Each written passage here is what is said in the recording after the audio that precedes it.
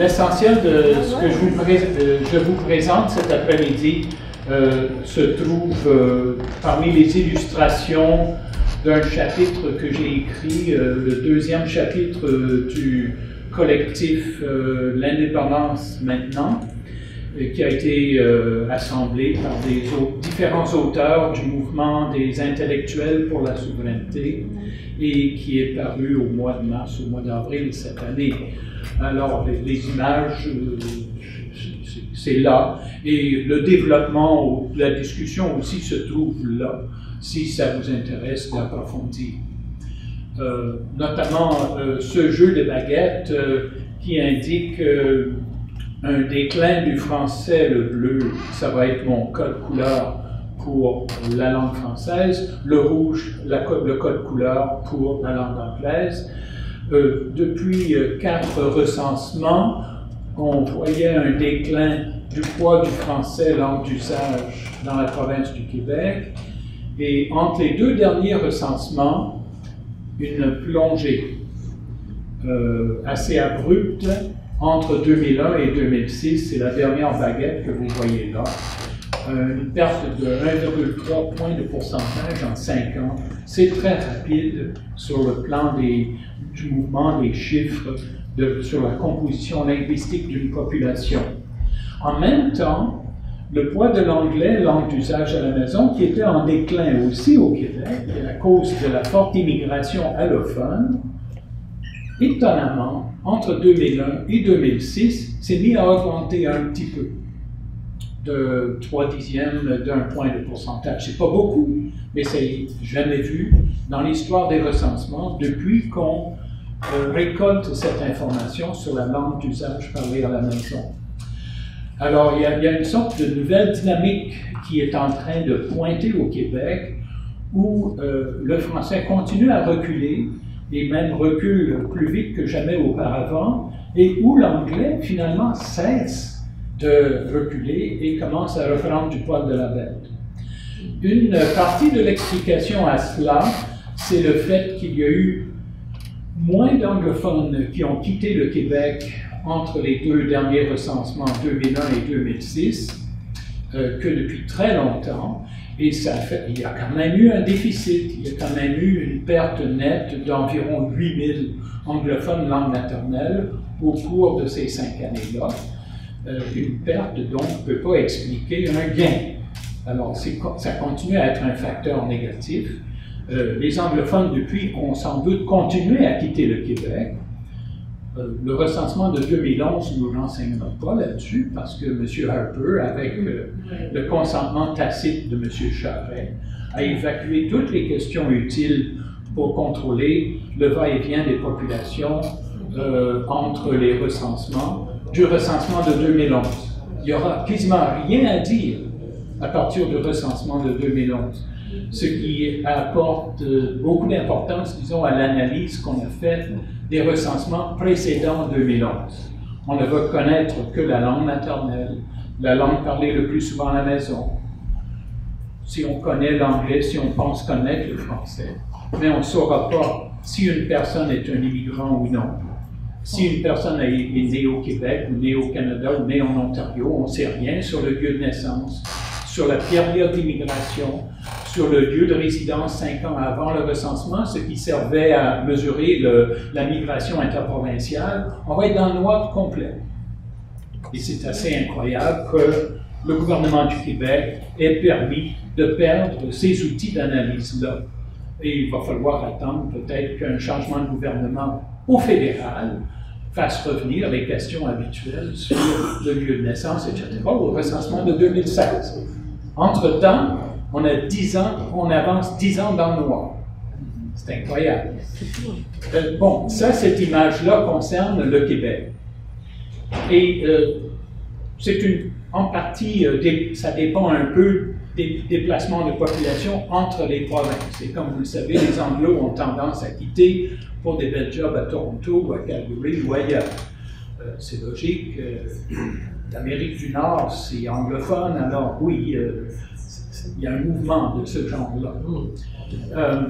le déclin du français ne s'explique pas par ça. Il n'y a pas eu de départ net, il y a eu même un léger gain dans l'immigration interprovinciale entre les deux derniers recensements, mais c'est la sous-fécondité et c'est la faiblesse d'attraction du français auprès des nouveaux arrivants. L'anglais en attire en surnombre et ça fait l'avantage de l'anglais par rapport à l'évolution du français. Alors, je vais vous parler de ce phénomène d'attraction ou d'assimilation linguistique, qui est un peu mon bébé, c'est mon sujet d'analyse que je poursuis depuis une trentaine, quasiment une quarantaine d'années maintenant, avec les données de recensement. Mais d'abord, on va mettre la situation au Québec un petit peu en contexte, dans le contexte canadien. Quelle est la situation des langues dans l'ensemble du Canada pour ce qui est de l'évolution du poids du français, de l'évolution du poids de l'anglais? L'évolution du poids de l'anglais ne fait aucun problème, ça se maintient. Quand il y a une période de forte immigration allophone, évidemment, les allophones, pour commencer, ce sont des allophones, ce ne sont pas des anglophones, ils ont une autre langue comme langue maternelle, et ça agit sur le poids de l'anglais, ça pousse à la baisse, n'est-ce pas, le poids de la majorité. Mais à mesure que leurs enfants vont à l'école anglaise, s'anglicisent, adoptent l'anglais comme langue d'usage et ensuite comme langue maternelle de leurs enfants éventuels à la maison, ça rehausse le poids de la population de langue maternelle anglaise. Alors, ce qu'on voit dans l'histoire du Canada, ce sont des oscillations en ce qui concerne le poids de l'anglais dans l'ensemble du Canada. Période de forte immigration, le poids baisse. Faible immigration, l'assimilation fait son œuvre et le poids de l'anglais remonte à son niveau antérieur. Ça demeure à peu près à 2 tiers de la population pour ce qui est de la langue maternelle. Pour ce qui est de la langue française, c'est pas du tout la même histoire.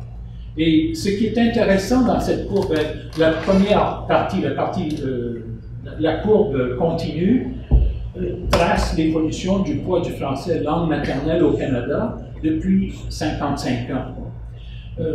La ligne brisée trace l'évolution du poids du français langue d'usage à la maison depuis 35 ans, depuis le recensement de 1971. C'est le premier recensement où on a posé la question quelle est la langue que cette personne parle le plus souvent à la maison. D'accord? Alors, on avait l'information sur la langue maternelle, j'aurais pu remonter à 1931. 1931 jusqu'en 1951, le poids du français se maintenait par la surfécondité dont vous avez entendu parler, traditionnelle des familles canadiennes françaises. Mais à partir des années 50, avec la modernisation de la société canadienne-française et la normalisation du taux de fécondité, je veux dire, les francophones ne sont pas exceptionnellement sous-féconds ou sous-fécondes à l'heure actuelle. Ils pratiquent tout simplement le même degré de sous-fécondité que les anglophones. Mais ils ne pratiquent pas le français, n'exercent pas le même attrait en ce qui concerne son statut comme langue d'assimilation. Le même attrait que la langue anglaise. L'anglais attire en surnombre, on va le voir tout à l'heure. Résultat, le poids du français ne remonte jamais, continue à plonger et même pique du nez de plus en plus rapidement. L'évolution entre 2005 et 2011, entre les deux derniers points, pour ce qui est de la courbe continue, langue maternelle, une perte de 1 point en 5 ans, 1 point de pourcentage. Alors qu'en début de période, ça a pris 10 ans pour perdre 1 point de pourcentage. En d'autres mots, le déclin, vous voyez que la courbe est un peu bombée vers le bas, c'est comme une plongée là, dans l'eau. Le déclin est en train de s'accentuer. Ce qui est fascinant, ni dans la courbe pour la langue maternelle, ni dans la courbe pour la langue parlée le plus souvent à la maison, voit-on le moindre influence pour la loi 101. Il n'y a aucune inflexion. À l'échelle de l'ensemble du Canada, la loi 101 n'a pas fait un pli à la tendance que vous avez, qui est là, qui court depuis un demi-siècle. Ça vous donne une idée, ça contextualise à quel point l'incidence de la loi 101 sur les comportements linguistiques dans l'intimité du foyer ont été faibles. D'accord? Il y a eu, bien sûr, la loi sur le bilinguisme, etc., mais ça n'a pas changé grand-chose non plus sur le comportement des francophones à l'extérieur du Québec. C'est eux, peut-être, qui auraient pu en bénéficier. Or, on sait que leur taux d'assimilation à chaque recensement est un peu plus élevé qu'au recensement précédent. Ça continue comme ça depuis que je fais l'analyse des données, c'est-à-dire depuis le recensement de 71. On a pu comparer langue maternelle et langue d'usage. Ça, c'est le meilleur argument pour quitter le Canada. L'avenir est parfaitement clair. L'avenir du français au Canada est tracé dans les 50-55 dernières années. Ça, c'est la marginalisation, ça, c'est le ratatinement d'un peuple, de l'importance de ce peuple au sein de ce truc qui s'appelle l'État canadien et qui porte de moins en moins attention à ce peuple minoritaire, n'est-ce pas? Quand on nomme des gens à la Cour suprême, le vérificateur général du Canada est unilingue anglais, c'est qu'on s'en contre-fout du poids des francophones, on n'en a plus besoin pour se faire élire majoritaire à Ottawa, la preuve est faite. Et pourquoi? C'est parce que cette courbe plonge, et de plus en plus rapidement. En passant, vous pouvez trouver cette courbe dans les publications de Statistique Canada. Le même graphique. Il y a juste une petite différence. Les auteurs ont étiré le graphique 10 fois plus long. Alors, quand on regarde le graphique là, puis on regarde le point là-bas, ça a l'air d'être une ligne droite, ça décline, mais on ne saisit pas le fait que c'est de plus en plus rapide. Question de perspective. Ça, vous le trouvez dans un document publié par Statistique Canada l'an dernier, les langues au Canada. Et sans doute qu'au recensement de 2011, les résultats linguistiques vont être publiés en octobre. Là. Bon, on va mettre ça à jour, hein, on va avoir un autre point. Je ne m'attends pas à des surprises. Vous pouvez me comprendre, j'espère? Ça fait assez longtemps que ça dure. S'il y a une surprise, c'est qu'il y a quelque chose de travers dans les données du recensement. OK. Bon. À l'échelle du Canada, toujours, la langue anglaise est majoritaire sur le plan de la langue maternelle. J'ai fait réaliser ici des carrés colorés, même code couleur. Gros carré, majorité langue maternelle anglaise au Canada, ça représente à peu près les 2 tiers de la population, comme je vous ai dit. Le français représente à peu près 21%, là, maintenant ça diminue, mais c'est à peu près le 5e de la population canadienne. Alors on a un peu plus petit carré là, pour représenter le poids du français langue maternelle. Les allophones sont rendus plus importants que les franco-langues maternelles au Canada à cause de la forte immigration. Le carré vert, donc, est un petit peu plus grand. Alors là, vous avez l'essentiel de le poids des langues au Canada, ça a l'air de ça, au recensement de 2006. Il y a des flèches qui mènent d'un carré à l'autre. Les flèches rouges indiquent anglicisation nette des allophones. Pour 2 400 000 allophones, langue maternelle, déclarent parler l'anglais le plus souvent à la maison. Donc, ils élèvent logiquement leurs enfants en anglais. Ça fait des petits anglophones langue maternelle. Ça nourrit le carré rouge. Excusez-moi, c'est pas le même. Hein? Mon plat de couleur, il n'est pas fort là, sur ce point-là. Mais vous me comprenez.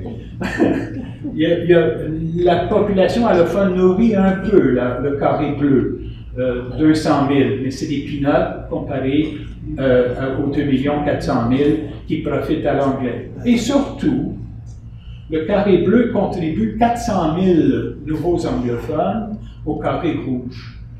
Ce qui est 2 fois ce que gagne le français auprès de la population allophone. Le 400 000, c'est surtout des francophones à l'extérieur du Québec qui s'anglicisent, n'est-ce pas?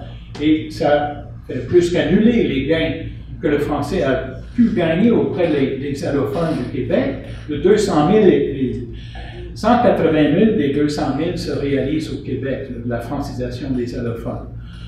Les autres 20 000, c'est à Ottawa, c'est à Moncton, c'est à des endroits où le français est quand même encore assez fort à l'extérieur du Québec. Mais dans l'ensemble, à l'extérieur du Québec, l'anglais attire plus de 99% des allophones. Il n'y a quasiment aucune, proportionnellement parlant, aucune francisation des allophones à l'extérieur du Québec. Et celle qui existe au Québec, même pas assez fort pour annuler l'anglicisation des francophones dans le reste du Canada. C'est pour ça que vous avez vu cette courbe qui est très régulière. Et la loi 101 qui n'a pas vraiment fait un pli de différence, n'est-ce pas? Le 200 000, c'est pas rien. Mais le 400 000, au début de l'analyse en 71, au début de mes analyses, c'était 275 000. Il s'est ajouté 125 000 de plus de francophones hors Québec s'ils sont anglicisés. Ça a annulé pas mal les gains que le français a pu réaliser au Québec en raison de la loi 101. Situation disproportionnée quand même. Hein? S'il y avait deux langues qui étaient sur un plan de pied d'égalité, c'est quoi le pied d'égalité? C'est quoi le principe d'égalité, d'équilibre qu'on pourrait imaginer?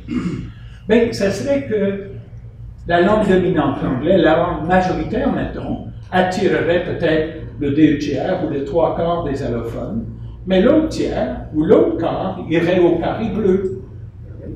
Ça, ce serait un genre de situation d'équilibre, de justice. Justice linguistique, ce serait dans ces eaux-là. C'est pas du tout ce qu'on voit. On a 2 400 000 comparativement à 200 000, et en plus, on a une grosse anglicisation des francophones à l'échelle du Canada. Alors, la situation n'est pas du tout en équilibre pour ce qui est des deux langues officielles. Les deux langues officielles ne sont aucunement sur un pied d'égalité au sein de la société canadienne. Si c'était le cas, ça devrait se refléter dans la langue que les gens estiment a un statut suffisant pour les attirer, pour qu'ils aiment, qu'ils conservent cette langue, qu'ils continuent à la parler, et cette langue devrait exercer un attrait sur les nouveaux arrivants, qui serait proportionné peut-être à l'importance des carrés rouges et des carrés bleus au sein de la société canadienne. Ce n'est strictement pas le cas. Au Québec, voilà la situation. Gros carré bleu, d'accord, c'est 80% de la population, à peu près, les 4/5e. Petit carré rouge, moins de 10% de la population qui est de langue maternelle anglaise. Carré vert, qui est plus gros que le carré rouge, parce qu'il y a eu beaucoup d'immigration au Québec, surtout dans les années, fin des années 80, début des années 90, etc. C'est pas une situation en équilibre du tout non plus. Vous avez à peu près un nombre égal d'allophones qui vont à l'anglais et qui vont au français. Or, on devrait avoir 9 ou 10 fois plus d'allophones qui se francisent que d'allophones qui s'anglicisent. C'est pas du tout ce qu'on voit. La loi 101 s'est fait manger, passablement de laine sur le dos, et ça se voit dans les comportements. On n'a pas réussi à faire du Québec un territoire où le français est aussi fort que l'anglais est fort en Ontario, selon le genre d'image projetée par Camille Lorrain. Il aurait voulu faire une société québécoise aussi française que la société ontarienne et de langue anglaise. Pas du tout. Pas du tout. En Ontario, l'anglais attire à peu près 99% des nouveaux arrivants. Ça laisse des miettes aux Français. Puis les Franco-ontariens, leur taux d'anglicisation est de l'ordre aujourd'hui, chez les jeunes adultes, de 40%. 2 Franco-ontariens sur 5 parvenus à l'âge de 25-35 ans parlent anglais à la maison et élèvent logiquement leurs enfants en anglais. Ils sont perdus pour la population qui a le français comme langue première. Ils vont peut-être avoir le français, leurs enfants vont peut-être avoir le français comme langue seconde, mais ce n'est pas la même chose. Et même au Québec, ce qui est assez ridicule, il y a une légère anglicisation du gros bloc bleu, n'est-ce pas? La région de Montréal, excusez-moi en passant, quand on calcule les gains pour l'anglais, 170 000 allophones anglicisés, 10 000 francophones anglicisés, ça fait 180 000 gains nets, profit net par voie d'assimilation pour l'anglais au Québec en 2006. Le profit pour le français est 180, moins 10. Donc 70, donc l'anglais mène encore en chiffres réels. Mais là où il mène, surtout, là, c'est en proportion. Il mène de balle pas mal. J'aimerais ajouter que dans les 180 000 allophones francisés, il y en a au moins 60 000 qui ont été francisés à Marseille ou en Tunisie ou ailleurs dans le monde, à Bruxelles ou ailleurs dans le monde. Ils étaient francisés avant d'arriver au Québec. Il ne faut pas se raconter, il ne faut pas se faire des illusions, ni se laisser faire des illusions par des gens qui regardent le 180 000 et disent « Wow, la loi 101, ça marche bien ». La sélection des immigrants est le principal facteur de francisation des allophones. Ils ont, je vous dis, au moins 60 000 ont été francisés avant même d'arriver. Ça, j'ai pu le vérifier avec les données de recensement en regardant combien de gens, par exemple, sont arrivés il y a seulement 1 an au Québec. Combien sont arrivés depuis quelques semaines au Québec? On voit un paquet de francisés et quelques anglicisés. Mais comment expliquer ça? C'est pas en descendant de l'avion, ils ne se mettent pas à embrasser le sol québécois et à se mettre à parler français à la maison, avec leurs femmes et leurs enfants. Ils continuent à parler leur langue, enfin la langue qu'ils parlaient à l'étranger. Si cette langue est le français, ils continuent à parler français. Ils ont perdu l'usage de l'arabe, l'usage du vietnamien, l'usage du créole comme langue première, peut-être avant d'arriver de l'espagnol, etc. Ils ont peut-être quitté l'Espagne pour Paris. Ensuite, les parents ont migré ici, ou bien ils ont quitté le Portugal, sont allés se franciser en France, un emploi, et ensuite ils ont décidé d'émigrer en Amérique. Ils sont allés là où le français pouvait leur rapporter quelque chose. Ils sont arrivés francisés d'avance.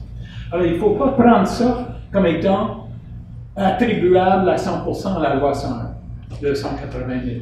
Une grosse partie de ça est attribuable tout simplement à notre politique de sélection des immigrants, où nous favorisons les immigrants qui connaissent au préalable le français.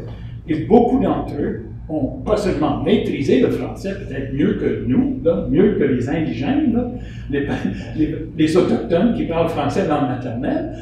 Ils parlent un magnifique français, mais ils l'ont adopté comme langue d'usage à la maison.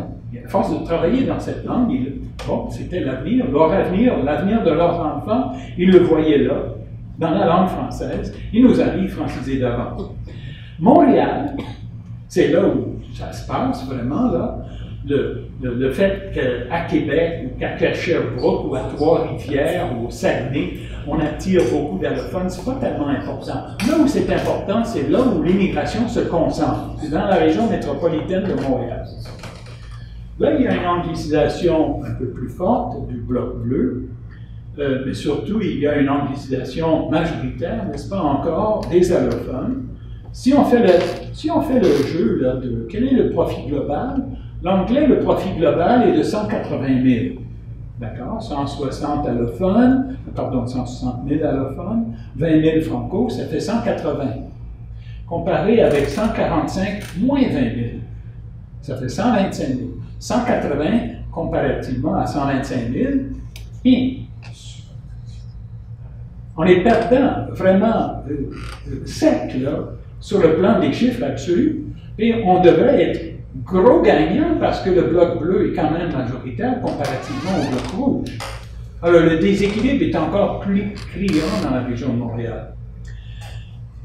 Cette situation vient de quelque chose, ça vient de la langue qui est utilisée en public, bien sûr. Puis on n'a pas tellement d'informations sur la langue utilisée en public. Une des choses que le recensement des récents recensements nous ont apporté, c'est des informations sur la langue utilisée le plus souvent au travail, la langue principale de travail. À l'échelle du Canada, voilà la situation. Vous avez le jeu des blocs bleu, rouge, vert. D'accord? Français, 450 000 francophones nets qui travaillent principalement ou exclusivement en anglais. Tiens, c'est un chiffre qui nous rappelle quelque chose. Hein? 450 000, c'est un peu du même ordre que le 400 000 de francophones anglicisés. Tiens. Regardons les allophones qui s'anglicisent. En ce qui concerne les substitutions de langue en milieu de travail. Au lieu d'utiliser l'italien, au lieu d'utiliser le chinois, au lieu d'utiliser le tchèque ou n'importe quelle autre langue, l'allemand, ils utilisent l'anglais comme langue principale ou langue exclusive au travail. 3 millions. Quel était le chiffre d'assimilation des allophones au Québec? 2 400 000. Même ordre de grandeur à mes yeux. pour ce qui est du français, 250 000 allophones qui travaillent principalement en français, principalement ou exclusivement en français. 250 000 comparativement à 200 000. Vous vous rappelez dans le... Voilà. Ça, c'était l'assimilation. OK? Ça, c'est la langue de travail. Il y a un effet miroir, là. Ça a l'air... La langue qu'on adopte comme langue principale à la maison a l'air de refléter la langue qu'on est plus ou moins obligé d'adopter si on veut gagner sa vie dans la société d'accueil, dans là où on arrive. Pour les francophones, ce n'est pas une société d'accueil, ils étaient là avant les anglos, okay, mais on connaît l'histoire. Hein? Pour les allophones, c'est une société d'accueil, etc. Et alors au Québec, on va passer sur le Québec, dernière image, région de Montréal, la substitution de langue au travail. 50 000 franco nets travaillent principalement ou exclusivement en anglais. 50 000 comparativement à 20 000. D'accord? Je vais rappeler les chiffres pour l'assimilation linguistique. Chez les allophones, 180 000 vont à l'anglais. Qu'est-ce que c'était le chiffre avant? 160 000. 160. OK. 225 000. Ah, il y en avait juste 145 000. C'est vrai que la francisation de la langue de travail n'a pas le même effet d'entraînement pour les substitutions linguistiques en milieu familial que l'anglais peut avoir. En tout cas, ça c'est mon interprétation. Juste pour vous dire qu'on a là, dans les données sur la langue de travail, quelque chose qui nous éclaire en ce qui concerne pourquoi les gens choisissent telle ou telle langue. M. Poirier nous a parlé des reculs du français, les différentes interprétations qui ont été données de la loi 101, qui ont fait en sorte que le statut juridique du français en milieu de travail, au lieu de s'épanouir vers ce qui était l'objectif, vers l'esprit des concepteurs de la loi 101, a ratatiné. L'anglais est toujours dominant. Il a une importance, un statut disproportionné comme langue de travail en milieu de travail par rapport à la population qu'il a comme langue première, comme langue maternelle. Alors, moi je vois ces chiffres-là comme étant un peu la confirmation de l'exposé de M. Poirier. C'est-à-dire, la loi 101 est très très loin d'avoir eu tout l'effet qu'on voulait qu'il ait. Et il faut réfléchir à quoi faire pour redresser la situation. Et je pense qu'il y a deux choses, comme M. Poirier a dit, il faut s'adresser au Canada, puis il faut modifier la loi sur les langues officielles, donc il faut modifier la constitution du pays. You haven't got a chance of a snowball in hell of doing that. Tu as autant de chances de faire ça qu'une bonne palle de neige a une chance en enfer, dans ma langue maternelle. L'autre solution, c'est l'indépendance.